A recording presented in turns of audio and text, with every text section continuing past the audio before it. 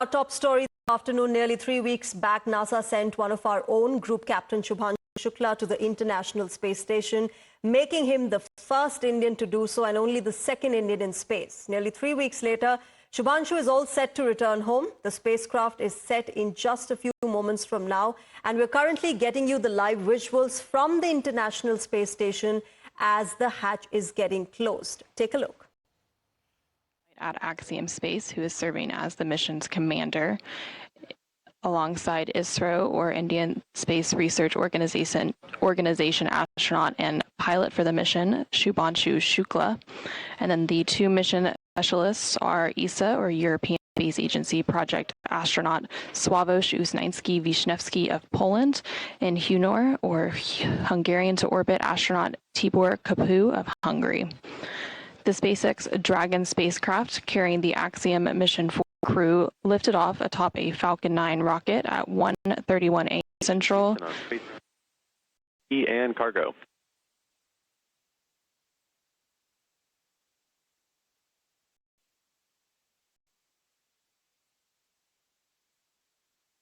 Houston Station, go ahead for cargo. Hey, Peggy. Wanted to say great work. Cargo and CG look good. We have no further actions for you. Copy, thank you.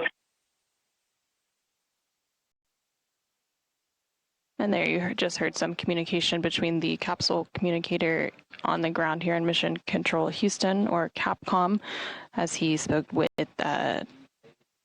AX4 Commander Peggy Whitson as they completed some cargo operations. Those operations were completed just a few minutes ago, but they've been completing cargo packing and stowing inside Dragon for the past few days in preparation for today's departure. Again, the SpaceX Dragon spacecraft carrying the Axiom mission 4 crew lifted off atop a Falcon 9 rocket at 1:31 a.m. Central, 2:21 a.m. Eastern, Wednesday, June 25th, from Launch Complex 39A at NASA's Kennedy Space Center in Florida. And then following a 28-hour journey, the crew docked to the space-facing port of the International Space Station's Harmony module at 5:31 a.m. Central, 6:31 a.m. Eastern on Thursday, June 26th. Shortly after docking, the Axiom Mission 4 crew was welcomed aboard the space station by the Expedition 73 crew. And Expedition 73 includes NASA astronauts Cole Ayers, Anne McClain, and Johnny Kim, as well as JAXA, or Japan Aerospace Exploration Agency astronaut Takuya Onishi, and Roscosmos cosmonauts Kirill Peskov, Sergei Ryzhikov, and Alexei Zubritsky. Since their arrival on June 26, the Axiom Mission 4 crew has been busy conducting over 60 different scientific experiments, as well as participating in many outreach events and commercial activities. Unique to Axiom Mission 4, there was a joint collaboration between NASA and the Indian Space Agency for this mission, and the space agencies participated in 5 joint science investigations, as well as 2 in-orbit STEM demonstrations during the crew's stay aboard station. And there on your screen, you can see a recap of the Axiom Mission 4 docking to the space station that took place 18 days ago on June 26th.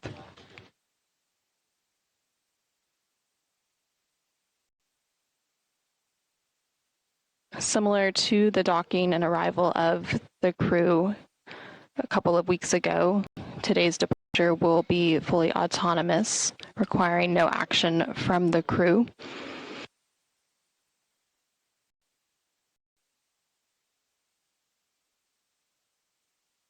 Of the planned undocking at 6:05 a.m. Central, 7:05 a.m. Eastern, there will be a final go, no-go poll about 15 minutes beforehand, around 5:50 a.m. Central, 6:50 a.m. Eastern.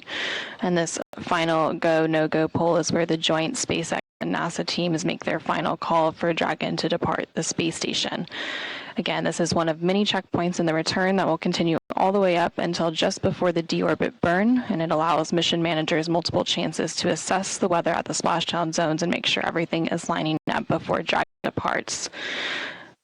We heard not that long ago that the weather continues to look good at the splashdown zones for a splashdown tomorrow, July 15th, to continue on our way to undock All right, so that, of course, is the first phase of the final home journey, for Shubhanshu Shukla and the others who are aboard the International Space Station. The last 2 weeks have been absolutely splendid and, a journey of exploration for all of these astronauts. My colleague Madhav is with us. Madhav, what a fantastic, splendid journey this has been for humans in space, specifically for Shubhanshu Shukla, second Indian in space, the first at the ISS, and now, of course, what we're seeing is going to be the undocking process eventually, and then the splashdown tomorrow. Absolutely. In fact, it's going to be a 17-hour journey back to the Earth's surface, and for Shubhanshu Shukla and as other, co-astronauts aboard the Axiom 4, it's been a very, very interesting 18 days, because clearly, of course, for him, not just that he's a second Indian to have gone to space, but also the very important and pivotal role that he's expected to as far as the Gaganyaan mission. Really, in that sense, a very, very significant moment with 1.5 billion Indians awaiting really his safe return to Earth. Now, clearly, of course, during this period, a number of experiments that have been conducted, biological, artificial intelligence, material science, several such aspects that have been conducted not just by Shubhanshu Shukla himself, but also all those astronauts aboard the Axiom 4. All of this expected to add more in terms of not just human but also plant life, and how all of that makes a difference as far as space itself is concerned. Once he returns, though, it will be a week of quarantine for him, where there will be special experts who will have to actually be guiding him how to return back to Earth. Remember, from a zero gravity situation, when one returns to the Earth's surface, there are certain protocols and precautions that have to be kept in mind, and therefore all of those are only expected to be followed, as is normally the case with any astronaut who's returning back to the Earth's surface. So all of that is what is expected. But yes, as you rightly mentioned, the journey back really, as far as the Axiom 4 is concerned, expected to begin in a few hours from now. And certainly it's going to be quite nail-biting and interesting to see that all goes well. Remember that in the past, whenever we've seen human spaceflight, nobody wants to take any chances. Everyone wants to ensure that whatever system they are perform perfectly. There are multiple redundancies as well to ensure that even if one system fails or there's any kind of such unfortunate eventuality, another system kicks in and yet another system kicks in to ensure that the flight happens smoothly. And that's certainly what all Indians are hoping for at this point of time, as far as Captain Shukla is concerned. Madhav, what's also one of the most interesting aspects of this entire mission has been how ISRO and NASA have collaborated on this particular mission. ISRO, of course, has its eyes on the Gaganyaan mission, and we're going to be learning a lot as far as sending humans into space is concerned. The exploration of how the human body behaves physically and mentally in space is what ISRO was looking at, particularly in, with regards to the Gaganyaan mission that we are planning. Absolutely. And in fact, internationally, the trend has been towards cooperation. It's not just cooperation between ISRO and NASA. There's Roscosmos, which is the Russian space agency. There's EASA, the European space agency. There's also JAXA, which is the Japanese space agency, so on and so forth. Several of the great spacefaring nations of the world, rather than the space race that we saw dominate through the 60s and the 70s, now the idea is to cooperate and ensure that all of the information available is shared between the countries. And in fact, we've seen this even when it comes to Chandrayaan. Chandrayaan, the various missions, we've seen different, payloads and experiments that have been put forth by other countries as well. So the theme has been towards coordination. But yes, the very fact that you're sending somebody into space, that itself is a very, very expensive proposition. And with the privatization of the space programs, and that's the increasing trend that we're seeing from the United States to India, clearly, of course, all of this becomes that much more important. And that's why this is a very, very crucial mission. And India, on the way to getting its own human spaceflight mission, that is Gaganyaan, over the next 2 years, a very, very crucial moment as far as that is concerned as well. That's right. Madhav, thanks very much for joining us and giving us a perspective of what this means for India. Let me also welcome Mr. Suresh Naik, former Group Director at the Indian Space Research Organization, on the broadcast. Mr. Naik, good afternoon. Namaskar. What an absolutely fantastic afternoon that we're looking at the fact that we've got, these people coming back, these astronauts who spent about 17 to 18 days in the space, now coming back with that sort of experience. Can I first start by understanding from you what might be happening at the moment, the visuals that we are getting, the hatch closing, all of that. Could you please explain it to us? Yeah, it is really a fantastic moment for the whole Indians, and they will be waiting to welcome him when he reaches Earth. And as far as the what is happening there right now, you see, before these astronauts, they ingress means enter the docking module, that is, astronauts module. There are lots of procedures to be completed. For example, now you already said that he is being given a fantastic farewell there on board ISS. And then what happens is, in the meantime, the actually module, what you call the grace module, is being pressurized. Temperature is going to be adjusted there so that astronauts can comfortably come back in an environment which is very conducive for astronauts to travel. And then after, what happens is, actually, there is a preparations part I was coming to. The experiments which have been conducted, whatever experiments they want to bring it to Earth, those will be loaded in the module, which is coming back, GRACE module, right? And whatever things which are to be disposed of, those will be loaded in the module's cargo section. So because that cargo section is going to be separated and it will be burned in the Earth's atmosphere later on, and only the module will come back. So this is very important, that all the experiments which are to be continued and which are very essential for the further work, they will be loaded in the module. And then a further thing is, they will be clear, thoroughly medically checked and find out the conditions of their whatever health, and that will be useful for before and after comparison when they come back to Earth. And this is going to be recorded by the ground staff there, and subsequently, once the module is pressurized and comfortable for the astronauts to re-enter, then both the hatches will be opened and they will enter the GRACE module. Okay. And then, yeah. Mr. Naik, can I then also ask you and understand from you what kind of challenges the astronauts will face once they return to Earth? There's obviously, a huge gravity challenge that they're going to be facing. In terms of weight loss, we've seen that in the case of Sunita Williams also, when she was stuck in space, there was a considerable weight loss that happened. But apart from that, what are the little tiny challenges that they have to face till the time their body finally adjusts back to gravity on Earth? Yeah, you see, there's a 7 days particular sort the readjustment, readaptation they call it. And there, what happens on ISS, that they lose some of the strength in bones. For example, the knees, and they won't be able to walk steadily. Actually, it's called, I think, the deer walk, the newborn deer walk, and they will be in that condition. And that's why these 7 days are allotted, and they will be making a lot of exercise, undergoing a lot of exercises, practice, and so that it's made sure that they are going to start their work in a normal manner.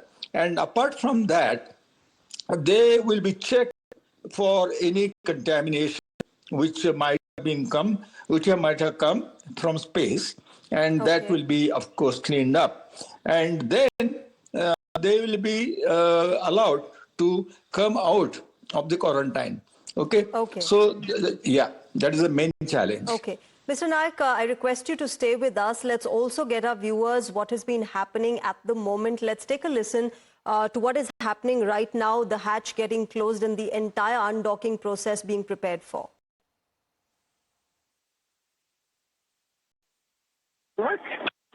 Thank you.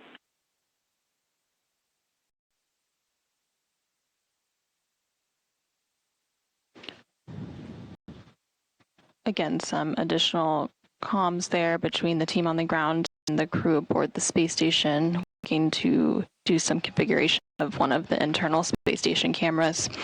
Houston Station, we received the cable, so hopefully that will help.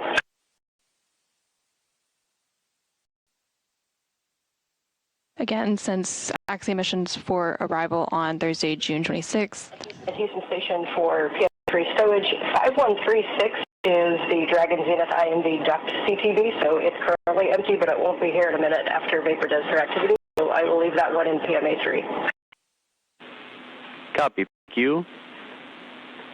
And for the camera, we saw it come back online briefly and then go back off.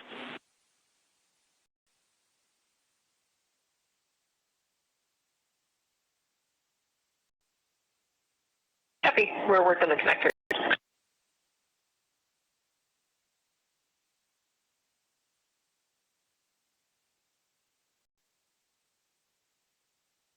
So the station has had 11 occupants since the docking on June 26th, and then following today's departure activities, the station occupancy will go back down to 7 crew members we typically see on board.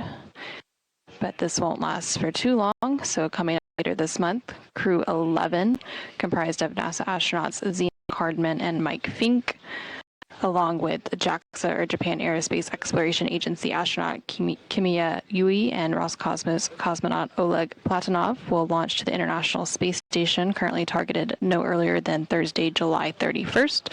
And once docked, the station population will again increase to 11 people for just a few days before Crew 10, comprised of NASA astronauts Anne McClain and Nicole Ayers, along with JAXA astronaut Takuya Onishi and Roscosmos cosmonaut Kirill Peskov, return home to complete their mission.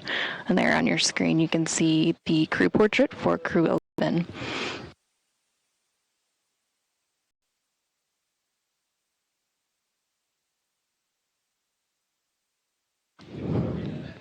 There on your screen, you're seeing a live look inside the Dragon Grace spacecraft.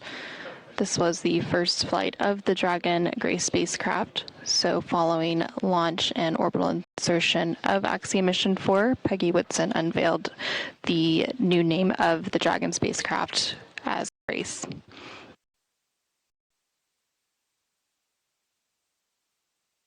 And SpaceX Dragon on the big loop contact from C2. Peggy, I have you loud and clear on the big loop.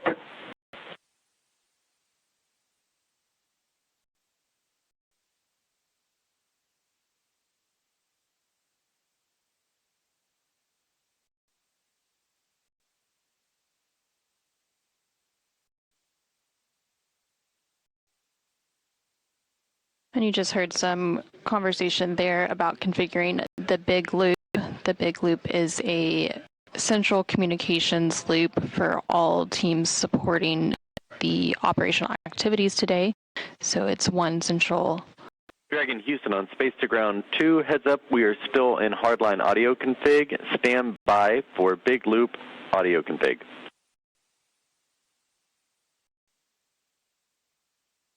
Dragon copy. So it's one central loop that the International Station Flight Control Team, the SpaceX Flight Control Team in Hawthorne, California, as well as the International Space Station and the Dragon crew can communicate on during the undocking and departure activities. So the teams are currently working to configure that big loop and get it into a operational configuration to depart. Go ahead on 2. Yep, the hatch seal for the Dragon forward hatch has quite a bit of dust on it, so we're going to use the vacuum cleaner and clean real quick. Just wanted to keep you guys updated. Copy, thank you.